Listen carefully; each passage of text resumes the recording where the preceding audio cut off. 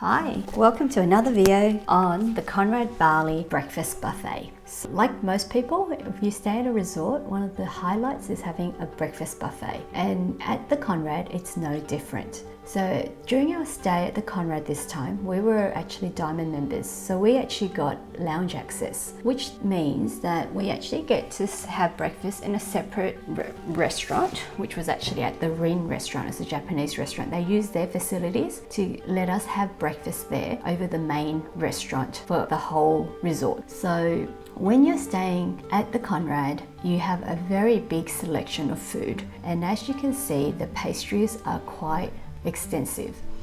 You've got lots of choices if you love your pastries, and then you've also got their Indonesian desserts as well, which is a great opportunity to try something different, and you may find a new favorite in one of these sweets. So they do have your standard juices, and they do have apple juices. So they've actually got lots of homemade granola, and then you got yogurts and dried nuts and fruit. The variety is quite huge, and you've got your bircher muesli, so it really caters for everyone. So those who love their fruit, you've got all their tropical fruit, as well as the standard apples and mandarins, papaya, pineapples, and then you've got your milk selection for your cereals. There's also a whole range of sauces that you can use for your salads, and if you like your sliced meat and sushi, you've actually got a little variety there for you, not as extensive. They've got some soups, and they've got some steamed potato, which seems to be something they love having for breakfast, and there's also the red bean buns. So those things are piping hot, and as you can see, I've had to move around in crutches or wheelchair during this stay. So they've got this thing called cassava, which is like a potato, and they made them into like a little hash brown. You do have a few different selection of food, which they do vary slightly. And then you've got your standard Western buffet, which includes your roasted tomato, your baked beans, and there's an eggplant, some stir-fried mee goreng, and then you've got your vegetable fried rice. They've actually got a sweet and sour fish dish for breakfast for those who are up for that in the morning.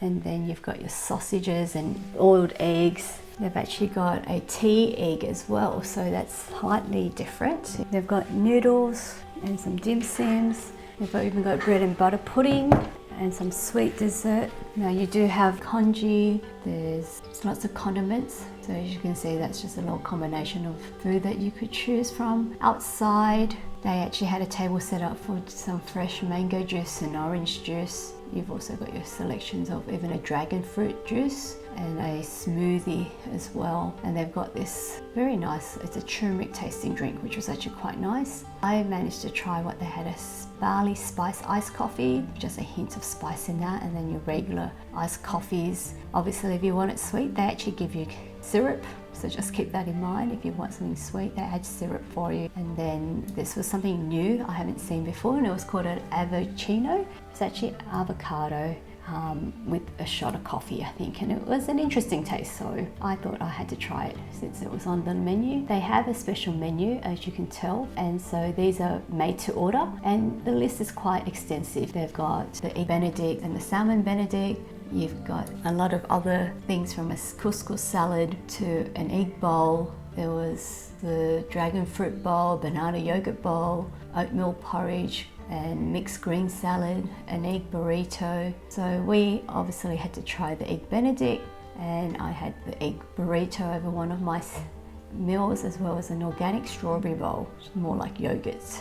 For those who actually have food allergies, you actually be happy to know, like their high tea, they actually have a good option, and they also do make food to cater for your needs if needed as well. And so one of my child who was allergic to dairy, eggs and nuts was actually able to have a coconut soy smoothie for the first time in their life. We got a fried rice without eggs. We even managed to get some hash browns for him. We managed another day to get a chicken fried rice for him, and just a plate of smoked salmon, a plate of vermicelli that was cooked, and even a bowl of noodles. So it's actually really good to know that these options are available for those who have allergies. For those who are a Diamond member, if you didn't want to have your breakfast in that restaurant, you could actually go to the main dining room, which is in the main restaurant right outside of the main pool area and underneath the foyer.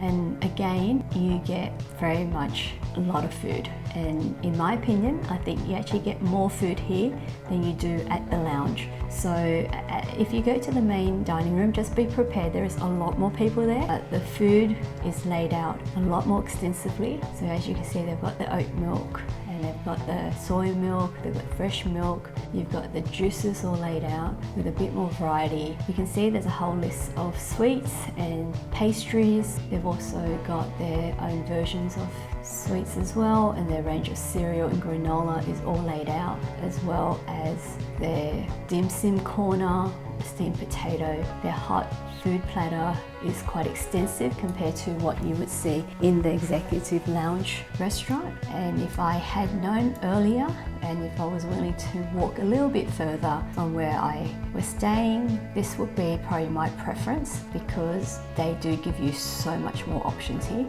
You even got a ice chocolate if you want to as well, and there's a big range of salad and cheese to choose from.